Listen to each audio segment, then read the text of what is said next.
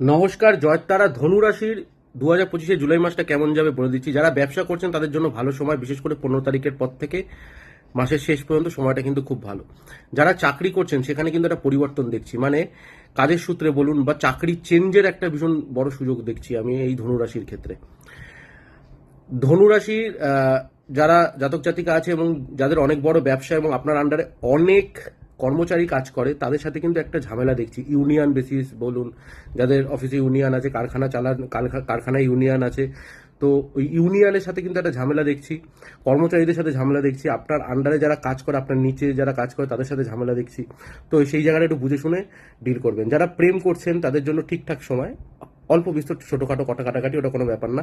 কিন্তু যারা সিঙ্গেল আছেন, তারা অনেক দিন ধরে ভাবছিলেন যে মিঙ্গেল হবেন বা আপনার জীবনে কেউ আসবে, এই ভাবনাগুলো আপনার মনের মধ্যে কিন্তু চলতে থাকবে যে আমি এতদিন ধরে কেন সিঙ্গেল, আপনার জীবনে কেন কেউ আসছে না।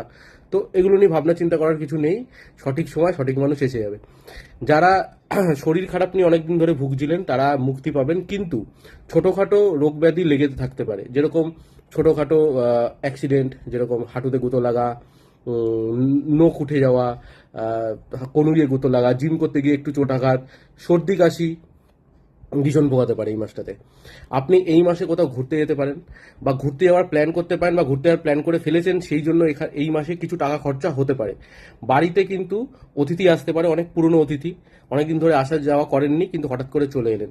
এই মাসে কিন্তু কোনো সম্পদ কেনাবেচা করতে যাবেন না। সম্পদ মানে জমি, গাড়ি, যাই হোক, বাড়ি এই মাসে করতে যাবেন না। ডকুমেন্টেশন পড়ে নিন, বা ডকুমেন্টস পড়ে নিন, তারপরে মাসে গিয়ে বা সেপ্টেম্বরে গিয়ে আপনি কিনতে পারেন, অসুবিধা নেই। আর নিজের কুণ্ডলি চেক করানোর জন্য উপর দেওয়া নম্বরে যোগাযোগ করুন। ধন্যবাদ।